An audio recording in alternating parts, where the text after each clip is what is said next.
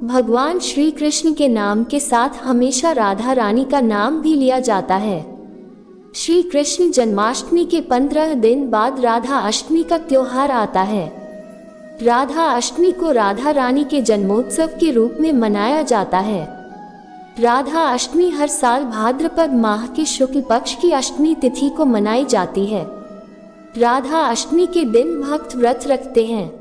देवी राधा की पूजा मध्याह्न काल के दौरान की जाती है, जो दिन के हिंदू विभाजन के अनुसार दोपहर का समय है।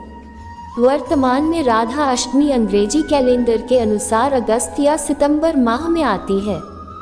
राधा अष्टमी के दिन राधा श्री कृष्ण दोनों की पूजा की जाती है। जो व्यक्ति राधा जी को प्रसन्न कर लेता है उसे भगवान श्री कृष्ण भी मिल जाते हैं, ऐसी मान्यता है। राधा अष्टमी पर व्रत रखने से जीवन की सभी परेशानियां समाप्त होती हैं। इस दिन महिलाएं व्रत रखती हैं। जन्माष्टमी के त्योहार की तरह ही राधा अष्टमी भी धूमधाम से मनाई जाती है, क्योंकि यह व्रत सभी व्रतों में श्रेष्ठ और अति सरल है। इस दिन भक्तों को सिर्फ दोपहर तक ही व्रत रखना होता है। फिर व्रत पूजन भोग लगाकर कथा कहानी कहकर सुनकर आप अपना व्रत खोल सकती है। इस व्रत में दोपहर को ही पानी पिया जाता है। प्रसाद ग्रहण करके व्रत को पूरा किया जाता है। धार्मिक शास्त्रों के अनुसार भगवान श्री कृष्ण का जन्म अष्टमी तिथि को हुआ। राधा जी भी अष्टमी तिथि को उत्पन्न हुई और रुक्मिणी का जन्म भी अष्टमी तिथि को हुआ है। इसलिए हिंदू धर्म में अष्टमी तिथि को बहुत ही शुभ माना गया है। यह व्रत अखंड सौभाग्य का आशीर्वाद और परिवार में सुख समृद्धि और शांति देता है। यह व्रत संतान सुख दिलाने वाला भी माना गया है। पौराणिक शास्त्रों में राधा रानी को श्री कृष्ण की बाल सहचरी भगवती शक्ति माना जाता है। धार्मिक मान्यताओं में राधा जी को लक्ष्मी जी का अवतार भी माना गया है। इसीलिए इस दिन लक्ष्मी पूजन भी किया जाता है। राधा रानी श्री कृष्ण के प्राणों की अधिष्ठात्री देवी हैं। राधा अष्टमी का दिन बेहद विशेष और लाभकारी माना गया है। इसीलिए आज के दिन उनका पूजा करना अत्यंत लाभदायक माना जाता है। इस वर्ष भाद्रपद मास के शुक्ल पक्ष की अष्टमी तिथि 22 सितंबर को दोपहर 01:35 से प्रारंभ होगी और 23 सितंबर को दोपहर 12:17 पर समाप्त होगी। राधा अष्टमी के दिन सौभाग्य व शोभन योग का शुभ संयोग बन रहा है। सौभाग्य योग रात 09:31 तक रहेगा और इसके बाद शोभन योग प्रारंभ होगा। मान्यता है कि इस योग में किए गए कार्य शुभ फलदायी होते हैं। इसके अलावा लोगों का ये भी सोचना है कि आखिर क्यों दोपहर के समय ही राधा रानी जी का पूजन किया जाता है। तो इसके पीछे एक कथा है। वह कथा इस प्रकार से है। एक बार गोलोक में राधा रानी जी भगवान श्री कृष्ण के साथ विराजमान थी। तब भगवान श्री कृष्ण ने राधा रानी से कहा है, राधे, अब पृथ्वी लोक पर मेरे अवतार का समय आ गया है। मेरा कृष्ण रूप अवतार भाद्रपद माह के कृष्ण पक्ष की अष्टमी तिथि के दिन कारागार में मध्यरात्रि देवकी और वासुदेव के पुत्र के रूप में होगा। भगवान श्री कृष्ण की यह बात सुनकर राधा रानी जी उनसे ये प्रश्न करती है कि हे भगवान, ये तो बहुत ही गलत बात है। आप अपने भक्तों को इतना तरसाएंगे, उन्हें इतना कष्ट देंगे। तब भगवान श्री कृष्ण ने कहा, हे देवी, आपका कहने का तात्पर्य क्या है? आप इसे विस्तार से बताएं। तब राधा रानी जी ने कहा, हे प्रभु, जिस दिन आप जन्म लेंगे उस दिन क्या आपके भक्त पूरे मध्य रात्रि तक उपवास करेंगे, आपकी प्रतीक्षा करेंगे। हे भगवान, आपने भक्त कितना कष्ट सहेंगे। भक्तों को अपना दर्शन देने के लिए इतना कष्ट कराना ठीक नहीं है। श्री राधा रानी जी की बातें सुनकर भगवान श्री कृष्ण ने कहा, हे राधे, मैं क्या करूं? मैं विवश हूँ, मैं वचनबद्ध हूँ। मैंने चंद्रदेव को वचन दिया था। चंद्रदेव की इच्छा थी कि मैं उनके कुल में जन्म लूं, क्योंकि भगवान राम ने तो सूर्य के कुल में जन्म लिया था। इसलिए उन्होंने कहा था, हे प्रभु, इस अवतार में आप मेरे कुल में जन्म लें ताकि यह सुख मुझे भी प्राप्त हो सके और मैं भी आपके प्रत्यक्ष दर्शन कर सकूं। हे राधे, मैं इसी वचन से बंधा हुआ हूँ, इसलिए मैं अपने भक्तों को दर्शन मध्य रात्रि में दूंगा। भगवान श्री कृष्ण की बातें सुनकर श्री राधा रानी जी ने कहा है, प्रभु आप तो मध्य रात्रि में जन्म लेंगे, लेकिन मैं ऐसा नहीं करूंगी। मैं अपने भक्तों का सदैव कल्याण करूंगी। उन्हें किसी भी प्रकार से कोई कष्ट नहीं होने दूंगी। मैं उनके सभी कष्टों को दूर करूंगी। हे प्रभु आप तो वचनबद्ध है, लेकिन मैं नहीं। मैं अपने भक्तों को दिन के दोपहर में दर्शन दूंगी। मेरा जन्म भाद्रपद शुक्ल पक्ष की अष्टमी तिथि को मध्याह्न दोपहर के समय होगा। दोस्तों, इसी कारण से राधा जी का जन्म दिन के दोपहर 12 बजे हुआ था और यह व्रत दोपहर तक किया जाता है। कहीं कहीं पर इस व्रत का पारण शाम तक किया जाता है। मान्यता है कि इस दिन भगवान श्री कृष्ण व राधा रानी की विधिवत पूजा करने और श्री राधा रानी के व्रत कथा का श्रवण करने से सुख समृद्धि व खुशहाली का आगमन होता है और महिलाओं को अखंड सौभाग्य की प्राप्ति होती है। इसलिए आज का इस शुभ अवसर पर जिसने भी यह व्रत रखा हो या ना भी रखा हो, उसे भी ये पवित्र पावन गाथा अवश्य सुननी चाहिए। तो आइए मैं और आप मिलकर सुनते हैं श्री राधा अष्टमी की कथा। दोस्त, इससे पहले हम कथा शुरू करें, आपसे अनुरोध है, यदि आपने अब तक हमारे चैनल अद्भुत गाथा को सब्सक्राइब नहीं किया है तो कृपया सब्सक्राइब कर लीजिए, लाइक करिए और हाँ, बेल आइकॉन दबाना मत भूलिएगा। आपका ये छोटा सा प्रयास हमारे लिए बहुत महत्व रखता है। आज मैं आपको सुना रही हूँ राधा अष्टमी की बड़ी ही दुर्लभ कथा। तो इस कथा को बड़े ही श्रद्धा और प्रसन्नचित मन से सुनिएगा। एक दिन नारद जी ने भगवान शिव से कहा, प्रभु कोई ऐसा व्रत बताइए जिसको करने से सांसारिक दुखों से मुक्ति होकर वे बलवान एवं धनवान हो जाए। ये सुनकर भगवान शिव जी बोले, हे नारद मुनि, आपने बड़ा ही उत्तम प्रश्न किया है। मैं आपको राधा रानी की जन्म कथा और राधा अष्टमी के बारे में बताता हूँ। ध्यान पूर्वक सुनो। भगवान श्री कृष्ण की प्रिया राधा रानी का जन्म माता के गर्भ से नहीं, बल्कि वह वृषभानु की तपोभूमि से प्रकट हुई थी। भगवान श्री कृष्ण का निवास गोलोक में है। जहाँ कान्हा रहते हैं वहीं उनके सभी अनुयायी और प्रियजन रहते हैं। स्वयं राधा श्री कृष्ण के साथ गोलोक में निवास करती है। एक बार देवी राधा गोलोक में नहीं थी। उसी समय श्री कृष्ण अपने एक सखी विराजा के साथ गोलोक में विहार कर रहे थे। राधा रानी को जब इस बात की सूचना मिली तब वह क्रोधित हो गई और वो तुरंत श्री कृष्ण के पास पहुंची। वहां उन्होंने कान्हा के प्रति अपना क्रोध प्रकट किया और उन्हें भला बुरा कहने लगे। श्री कृष्ण के प्रति राधा का क्रोध देखकर कान्हा के मित्र श्री दामा को बुरा लगा और उन्होंने राधा को पृथ्वी पर जन्म लेने का श्राप दे दिया। इसके बाद श्री राधा ने भी श्री दामा को राक्षस कुल में जन्म लेने का श्राप दे दिया। देवी राधा के श्राप के कारण ही श्री दामा ने शंखचूड़ राक्षस के रूप में जन्म लिया और यह बात यही खत्म नहीं होती। यहाँ पर श्रीदामा ने कहा कि हे देवी, आपने मुझे अपने भगवान से दूर किया है, इसलिए मैं भी आपको ये श्राप देता हूँ कि आपको भी धरती लोक पर अपने प्रभु से दूर रहना पड़ेगा। आपको उनका वियोग सहना पड़ेगा। देवी राधा के श्राप के कारण ही श्रीदामा ने शंखचूड़ राक्षस के रूप में जन्म लिया। वही राक्षस जो श्रीहरि का अनन्य भक्त बना और देवी राधा ने वृषभानु जी की पुत्री के रूप में पृथ्वी पर जन्म लिया। लेकिन राधा वृषभानु की पत्नी देवी कीर्ति के गर्भ से नहीं जन्मी। जब श्रीदामा और राधा ने एक दूसरे को श्राप दे दिया तब श्री कृष्ण ने आकर राधा से कहा कि आपको पृथ्वी पर देवी कीर्ति और वृषभानु जी की पुत्री के रूप में रहना है।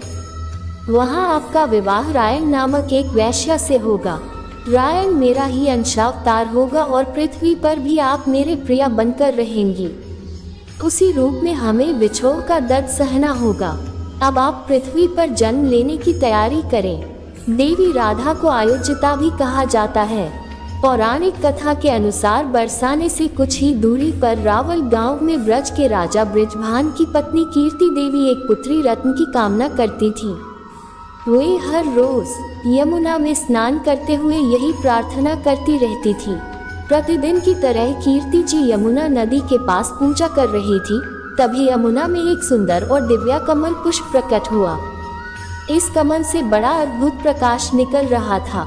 देवी कीर्ति और राजा बृजभान ने देखा कि उस कमल के पुष्प में एक नन्ही सी सुंदर और दिव्य कन्या मुस्कुरा रही थी। उस कन्या को देखकर दोनों बहुत प्रसन्न हुए और उसे अपने प्रथम संतान के रूप में अपने घर ले आए।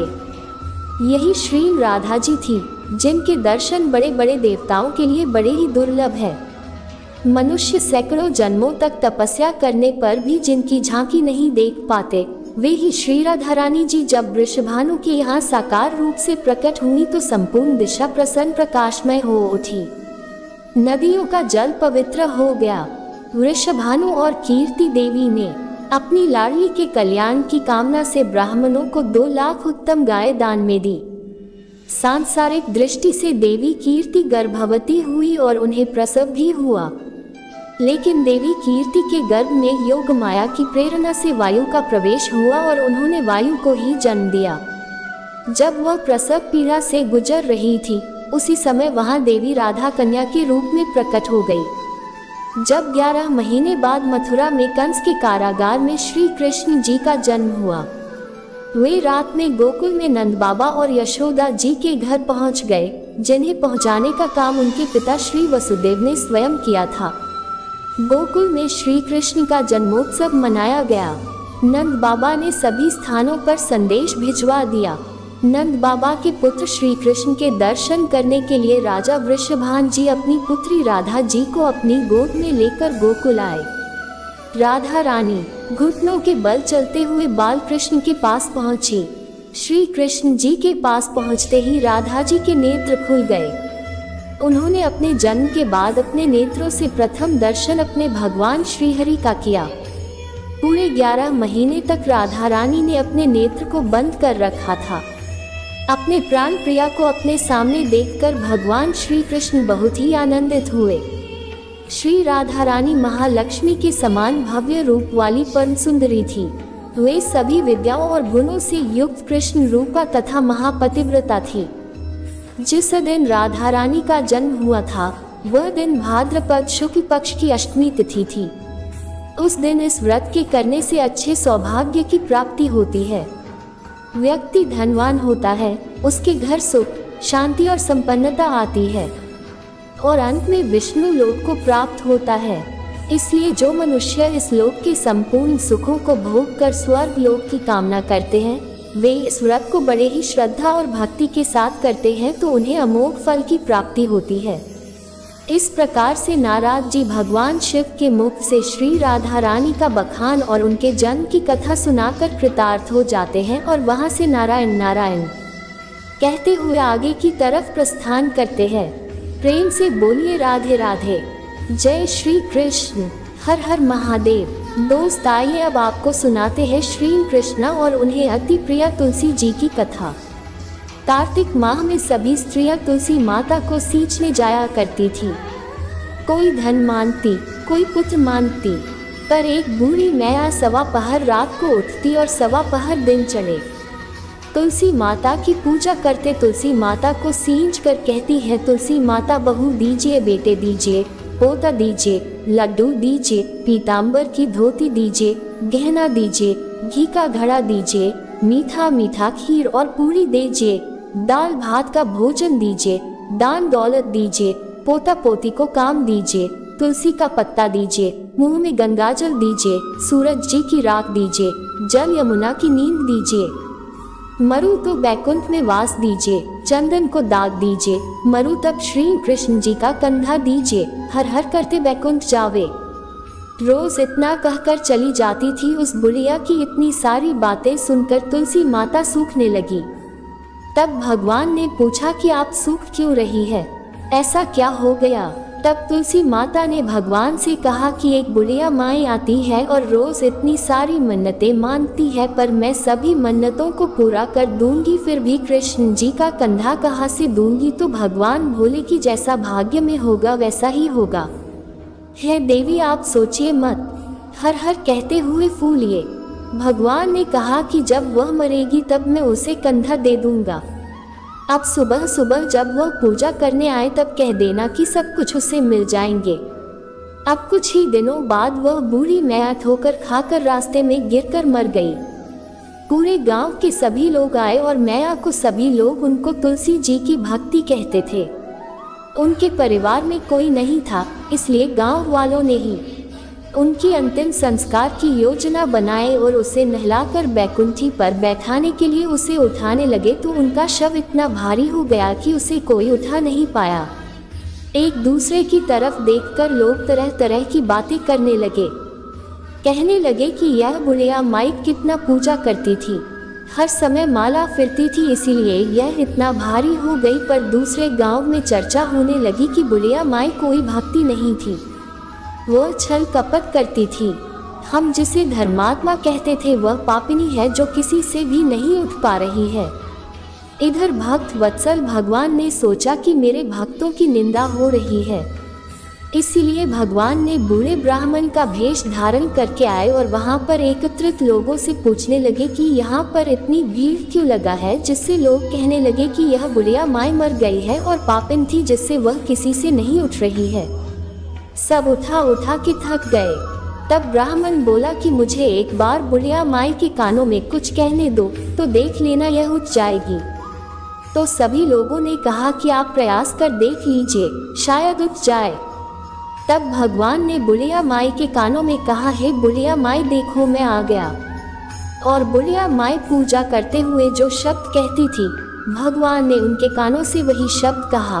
बुढ़िया माई बहू ले, बेटी ले, पोता ले, लड्डू ले, पीताम्बर की धोती ले, गहना ले, घी का घड़ा ले, मीठा मीठा खीर और दाल भात का भोजन ले, धन दौलत ले, तुलसी का पत्ता ले, मुंह में गंगाजल ले, चंदन की दाग ले, श्री कृष्ण जी का कंधा ले। इतना कहते ही बुढ़िया माई हल्की हो गई। भगवान ने बोला आओ और उसको उठाओ। भगवान ने हाथ लगाया और बुढ़िया माई उठ गई। सबको आश्चर्य हुआ, सबने खूब धूमधाम से बुढ़िया माई को विदा किया।